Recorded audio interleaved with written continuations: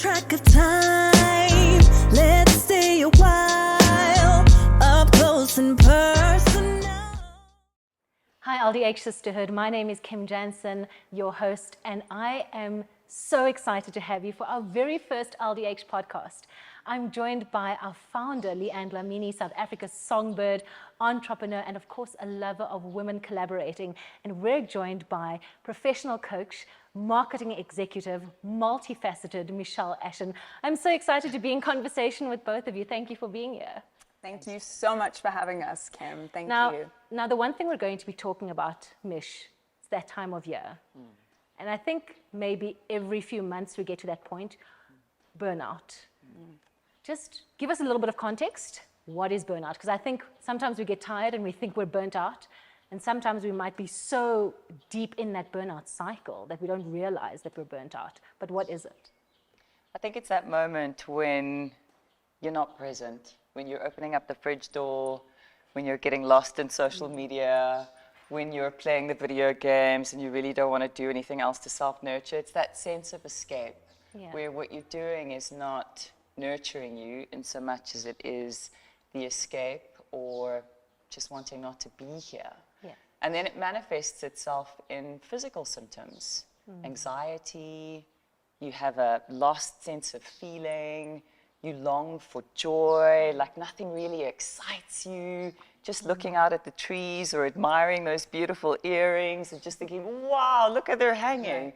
You know, small things like that you don't even have a physical reaction to. So burnout can manifest itself in different ways for different people, but perhaps the big thing is you just not wanting to be here, to check out, and we do that in different ways. And you're talking about the checking out.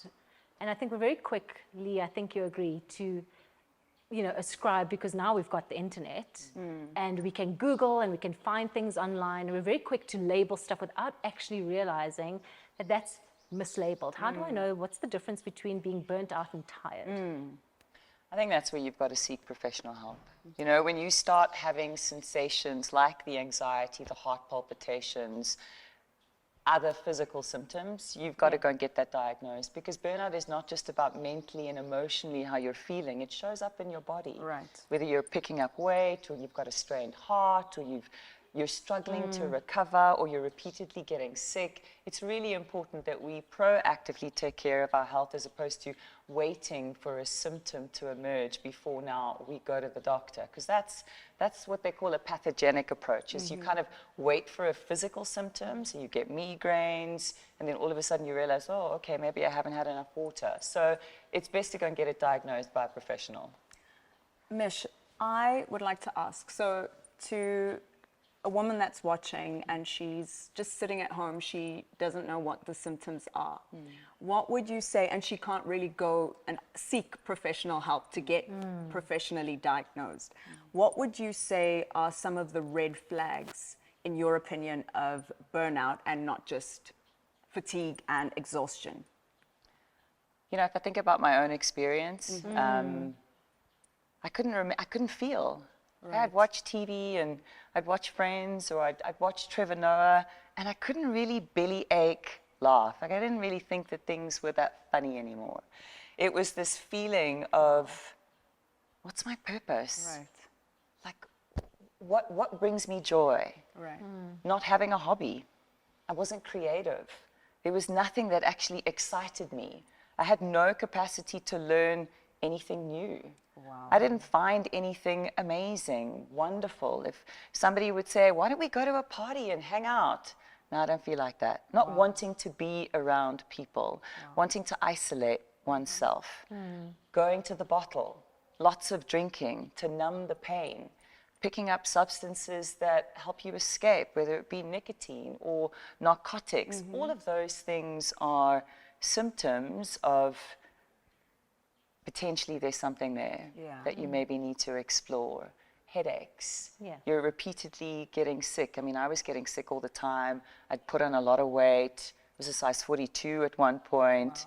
Looked in the mirror and was like, oh my word. And that was when I realized, oh, okay, I'm actually in a burnout cycle. Got it. Yeah.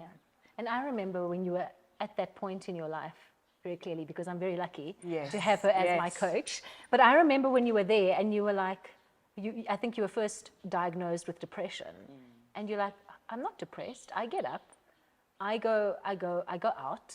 You know, I go to work. I show up. Not really showing up at that point in time. And you've mentioned to me in conversation that the only way that cycle can break is through generative holding spaces. What are generative holding spaces? Yeah, it can be a bit of a tongue twister, Yeah. right? And it's I was about to chip in and say, okay, hold up. What is it? You have to explain. Yeah. like a big word, right? Yeah. It's not a word you generally hear, Right. like generative. Yeah. But it's a space that is safe, that it's held by a group of individuals where one practices deep listening. And listening is not a skill even that we learn, but it is actually a skill we need to learn because we have lots of organs that we perceive with. It's actually not one's ears. So generative space, I feel like that's another conversation. it is another conversation. So generative space, I guess you could, if you wanted to pull a metaphor in, you could almost say it's like a support group. Right. Okay. But I guess what makes a generative space different to a support group is everybody is really mindful about not being judgmental. Wow. Got it. That it's about We're hosting and holding generative holding spaces spaces. as LDH, really. Yes. That's what we're doing. Yes, Yeah. you are. And that's what's exciting because there isn't enough love it. of those. Yeah. But what happens in a generative space is, one, there is the very important piece around everybody in that room is non-judgmental. That's the first thing. The second thing is that everybody is present, like really present. And how we listen is with everything, with our eyes, with our ability to sense, to feel, to deeply listen, and to kind of really take in what somebody is saying and not to think about the response, but really to take that in. And then when you respond in those spaces, it's not actually with advice. It's actually just to say, I sense, I feel, I hear in response to what somebody else is actually saying, so that in that generative space, you actually self-actualize or have an aha moment. What also makes a generative space different is it's something that is constant, that is regular. So it's weekly or it's bi-weekly, that there is a holding space that holds you also externally accountable. So it's almost like New Year's resolutions. You say, I'm going to go to gym every single day, right? Chances are more than likely you'll fail. But if you're in a generative holding space that's holding you accountable to your own truths, your chances of success are that much higher. So generative space is where you can take all the stuff that you're ashamed about in the week, in your life, and you can let it go. Yeah. I love that. And I'm trying to generatively listen Yes. now. But and you started Africans United, which is that, and like you said, Lee, LDH does that. Right. But what's the difference, Mish? Because I don't think many of us go to therapy. We get a coach, we go to counselors or psychologists, rightly, and we don't have those tribes. How do you start a generative holding space, or not even start? How do I connect with a generative holding space? What's your advice on that? I mean, if I look at what LeAnne has done, if I look at how some people who have got these generative holding spaces have showed up, it's a calling. Yeah. Yes, it is. 100%. It's a calling. It's people who have been through something and have realized that this is what I need to do to give back. Yeah. And I think there is a skill in creating and holding a space, because I don't think you create safety. I think you have to be that in order for a generative space to That is emerge. so good. So good. So how do you find a generative holding space? Follow. Attend events. I think those are really important. But I think also if you've been through something in your life and you've been with a coach and you've been through therapy and you've learned on that journey, then start a generative holding space where you're silent, where you can offer something of yourself to someone else. It's a space where you learn, where you grow. I don't necessarily think it's just about liking a group on social media. Right. It's about making a commitment to show up for another in real ways, right? So it's the dinners, it's the functions, it's the weekly calls. That's what a generative space is, and if you want to create that, then you have to commit. Right. It's not a once-off thing that you do. Yeah. It's a commitment that you make in honor of who you are and the journey and the legacy that you want to build for yourself and your family and your community, in a show of support to try and create a country, a continent, and a world that's less divided and more together. And that's the byproduct of a generative holding space, is you see how women come together. Absolutely. And I think just to add to that as well, I think for me it's always been about your vibe attracts your tribe. Yeah. And you're often drawn to like-minded women. And I Yes. don't know, God just sometimes and often places women together that need to be together. Yes.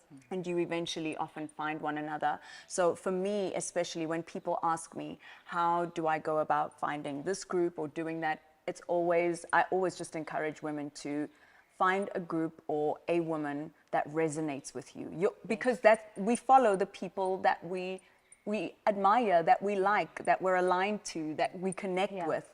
And that will often lead you to your safe space if you're in the right space. So your vibe, for me, always attracts your tribe and draws you to those people. And you're saying that, LeAnne, it's quite interesting. For those who don't know, LeAnne is also a qualified coach now. But does that not speak to, Michelle, the self-work? Because if I'm not in the right space, I'm not going to find the right people. Because then I'm vibrating at a different level. So is it not about getting back to self first? Working, because you always say the self-work is lifelong. That journey is going to be your next 70 years on this earth. Does it not go back to that, doing the self-worth?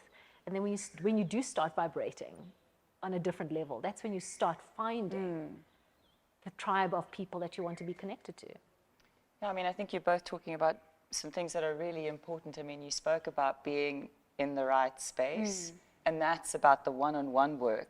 So, you know, we're also talking about being in a burnout cycle. When you're burnt out, when you're not on a journey to develop yourself, you're closed off. Yeah, it's hard to get to Yes. to the self-work part, right? Yes. Because I have nothing to give. How do I Yes. get there? Yeah. Yes, right? And now you show up in a generative space and you've done no self-work or had a one-on-one or been in any kind of therapeutic journey, you're going to show up in a generative space and it's going to feel uncomfortable. Right. Sure. And that's not going to work for you. So I think it's also important for us to recognize that in order for you to be in a generative holding space, you also need to be aware of what you're going to walk into. There's a level of vulnerability that is needed in those spaces. And if you've done no self-mastery work, haven't read a book, engaged with a coach, watched a couple of videos, that's super important, because then a generative holding space, you're going to find it a bit weird and a bit too touchy-feely, a bit too deep. But that's where the transformation is. It's in those spaces where, when we're in relationships with people and we're having these kinds of conversations, that you actually change and become the person that you long to be. And now you're touching on the relational field, but just hold on, I'm getting excited. Before we get there, just some practical advice. If I am in that burnout cycle, where's the starting point to start breaking that? Yeah. I mean, there's lots of books. There's tons of books that one can read that can inspire you to kind of kickstart. But I think reaching out to a coach, if you're not in a physical space where you need something more therapeutic, like a psychiatrist or a psychologist, that's why getting a checkout is super important, is to make sure that physiologically you're okay to go on a journey. Because when you start self-mastery, it's deeply emotional. You're looking in the mirror every single day. You're looking at your body, which is a manifestation of your thoughts, the choices that you've made, and where you are in your life. So I think that's super important. Reading the books, consulting professionals, because going and having a journey with a life coach is very different to being with a psychologist. You've got to be ready. That's like going to the gym and then they're saying, okay, squats, go and do that. That's what a coach does. You go in there, there's an outcome. But it's very different when you're in therapy. So I think it's first for you to do a few assessments, reach out to a coach, have a coach do an assessment, reach out to a psychologist, a psychiatrist, a doctor, let them give you some professional expertise and guidance before you kind of kickstart that journey. Go, Lee. And I would like to ask Mish, so for the women who can't go out there and go to the psychiatrist, get checked out, it is the 13th of December. What do I do now? I am burnt out, 2 weeks in. What can I do to help? I can't read the book. Just a few practical exercises or things that women can take away if they're in that space of being really burnt out and they just can't go and get the help right now. Okay, so we can do some practical exercises, shall we? Yeah. Okay, we can do some energy medicine. I can show you some tapping. Yes, These are some love things that. that you can do just to manage your anxiety, calm the nerves down. And then, of course, there's Mm. websites online where they have worksheets, workbooks, the South African Depression Association, Got it. your local church, a community. I think those things can help people get over kind of the hurdle of Christmas. Right. But okay, we can show you some techniques. So this is Love that. havening. So for those who are listening, as opposed to watching, if you're just rubbing your two hands together, and just being really aware and all of a sudden paying attention to what does it feel like as you're just rubbing your hands together. So when you start focusing on just the touch and the feeling and just focusing on that, you're not thinking about your stress. You're focusing on the sensation of just touching your hands. In positive intelligence and mental fitness practice, another technique is when you're taking a breath in through your nose and out through your nose. So if you take a nice deep breath in and out through your nose, you'll notice that there's a temperature change. Now, for most people who are quite stressed out, they don't recognize even that the temperature changes. But when you're focusing on that breath in and out of your nose, what's actually happening is you're calming your nervous system. Because all of a sudden now you're not thinking about the stress, you're actually just focusing on your breath. Wow. So Googling things like havening, tapping, mindfulness. Yeah. I love to tap. Yeah. I love Yeah. tapping. Yes. Can you maybe explain to us what tapping is and just how important it is? So tapping also is creating a balance in the system. It's tapping into ancient wisdom, which I think we also take for granted. So there are acupuncture points all across the body, below your eyes, on your collarbone, on your chest. Also, if you take your two fingers and you tap them together, that is also an acupuncture point. Oh, wow. So So doing, simple. yes, just that simple. There's also techniques that if you're going to do a crossover, so if you put your right hand on your left shoulder and you cross that over the opposite side and you do that again on the opposite side, that also creates a balance in your body and calms the nervous system down. And then there's a really cute trick if you've got kids or even for your partner, right? They say in energy medicine, you should never say no, you should say yes and say it often. So if you go down your partner's spine or even your child's spine, you take your two thumbs and just down the spine, just pressing down each of those areas all the way down. You cross over and then you just rock them just below your head and above the pelvis and you rock them. You'll put them to sleep like a baby, but also you'll feel like $1 million. Wow. I absolutely love that. And you know, this is the danger with having a coach on set, is that you just want to go more and do the exercises with you. But Mish, you touched on it earlier when you spoke about the relational field. I know what that is, but explain to us what the relational field is and why that's so important for us, especially when we want to go into those generative holding spaces. So change doesn't happen on a social media post. No, it doesn't. It doesn't happen in a book. It doesn't happen in a newspaper headline. It happens here. Right. And this is the relational field. Yeah. When you have a conversation with someone and they say something or they question or you answer, there's something that happens that changes you for the better, or in some cases for the worst, which in actual fact is for the better in the long run. But the relational field is a reminder that change doesn't happen out there it happens here.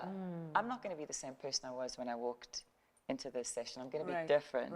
Having looked into your eyes, having had a conversation, having thought about everything that we've shared, that's going to change me. So the relational field is where change happens. It happens in conversation with human beings who are non-judgmental, who can hold the space, where it's generative and the caring is deep and it's sincere. Wow. And Mish, when you, it's so interesting because I talk a lot, as you know, but when you're talking and we're learning in this space, like I said, you just want more and more and more. But changes in our behavior lead to the change in the relationship with self, me. And how does that impact your relationships for the better when you are going through the process to break that burnout cycle? Because I don't think we see the impact on ourselves when we're in burnout. But what about everybody else around us? What happens? Like, how do we notice, how can I phrase this better? How do we notice, or how can we, working on ourselves, better impact the relationships around us? I think when it becomes difficult to get feedback, Yeah. that's quite key. When you don't like what somebody's saying, Sure. and it feels like it's not a nice mirror, that's also an Yes. opportunity for you to think about what somebody is saying to you. Because, I mean, for an example, if your partner says something to you that you don't like, Yeah. you're not coming from a place of uncaring. Yeah. They're coming from a place of care. And so those are triggers for us to be so mindful of. And that's why I guess it's important for us to think about whose opinion matters. Sure. Yeah, that's important. Whose opinion matters. Yeah. Exactly. I mean, you're talking about relationships. So if the relationships, the ones that matter to you, are becoming awkward and uncomfortable, but they mean something to you, that's an opportunity for you to self-reflect, but also to have an honest conversation around what does this mean for us and for me, and what is the opportunity there for me to grow and learn, because somebody is actually saying something to you that is meaningful from a place of care. But I think this is the difficulty, right? Because we like to jump to our own defense. Or let me not say we. Let me say me. I'll make it personal. I like to jump to my own defense quite quickly. When somebody says something, I've done the work now. I'm not as bad as I used to be. When somebody says something that you don't like, we often think they're the problem. Instead of taking a step back first and going, actually, what's, as you always say, what is the gift in what they're saying? I mean, how do you get to that point in a practical sense? Like, what can you do? Because you said earlier, your whole body speaks to you. And you feel that jolt in your stomach when somebody says something, you go, oof, I don't like that. Just practically, how do you calm your body down? Because they say it takes, what, 90 seconds for an emotion to pass? Yeah. So there's a Japanese term called the ma. It's the space between. It's also called liminal thinking. And that, I guess, is the piece around mindfulness, is we've got to create that pause and that moment just to kind of sense into and think about, well, actually, what's going on? Eckhart Tolle speaks about metacognition, which is the ability for us to observe our own thoughts and our own thinking. So that's an interesting hack, because the more you start to listen to yourself and what you're saying, the more you become so much more aware of how self-critical you are, which is another mirror for how judgmental you could show up, and other people may perceive it to be. And the judgment is already a big win. Another practical tool is looking at positive intelligence. It's new groundbreaking research from Shazad Shaman that's combining cognitive behavioral therapy, positive psychology, performance science, all of it. And it speaks about identifying the saboteurs and the judges. So we all have the judge, but then there's like a group of gangsters that work alongside you, right? Some of them are called like the pleaser, where you can't say no. You say yes to everything, but then actually you end up hurting yourself because you're motivated by all of these negative emotions as opposed to being motivated by positive emotions. Again, that's something online that you can take a look at, but it helps you to make sense of when you start listening to the voices in your head and how you're thinking and what you're processing, it helps you to put them into different boxes and realize, oh, okay, so actually I've got a little victim in me because whenever somebody says something, I always feel like everything happens to me. Why me? Yeah. But actually, that's just the little negative voice that the more you become aware of and can label it, the quicker you're able to get into a space where you can realize actually everything that happens in your life is a gift and an opportunity. But you can't think about it that way if you're being ruled by a group of gangsters called hyperachiever, pleaser, victim. And that's why breathing and some of these techniques, when you are in those moments of the Ma, they bring you into the present moment to realize, actually, I've got so much wisdom inside of me. Why can I just not tap into that? You know, if we speak about Christianity, they speak about the constant renewing of your mind. Yes. That's what it is. Yeah. It's the pause, it's the moment. I mean, how beautiful that you get to redo all the time. Wow. I never thought about it like that. And I think that gives a very refreshing perspective on ancient wisdom. Now, suddenly you've put it into practical today's terms. Right. Don't want to know what the Gen Zers are going, how they're going to phrase that one. But that's so true, is that constant renewing of it is a gift. From moment to moment, as you always say. That's beautiful. And Lee, if you have nothing else to ask at this point, because there's so many thoughts running through my mind, I want to ask you, I think the last question, how do I know I'm out of that burnout cycle? Because sometimes you also say, sure, don't become so aware that you're unrealistic about life. But how do I recognize that actually I am out of that cycle now? And Eckhart Tolle always says, my favorite author probably, he says, you know, you're becoming more self-aware when you can go, am I aware in this moment? He's like, it's not that difficult. Am I aware? And then suddenly you're aware. But how do I recognize I'm out of that burnout cycle, or I'm getting out of that burnout cycle? I think it's when you are self-sabotaging more than you're doing self-care. Yes. So I think it's just to really be observing yourself. If you are less aware, and I think that's where the generative space comes back into it, is if you are on a journey of self-development and self-mastery, and you've been in a burnout cycle, those holding spaces will make sure you don't go back there, because you show up every week. Yes. So you bring all of the gunk and the junk and the stuff that happened in the week. You've got a holding space where you can dump all of that, and then you let it go. Yeah. And that's why generative spaces are so important, or a generative person that you can engage with, is to have a conversation, to sense check, where am I? This happened. I had that reaction. What does it sound like to you?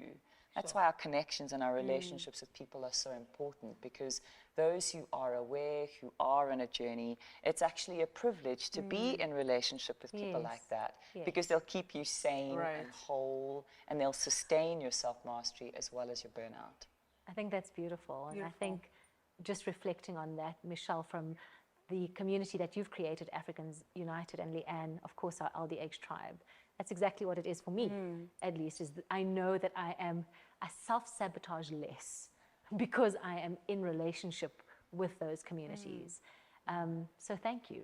Thank you for your gifts, both of you. Thank you, Michelle, for the work that you do. For taking the time out to join us today, Mish. We appreciate you, we see you, and we honor your gift. Thank you so much. Thank you. But before you go, where can people find you? Yes. You can find me online. Africans United is on Instagram, and then Coach Michelle Ashen is also on Instagram as well.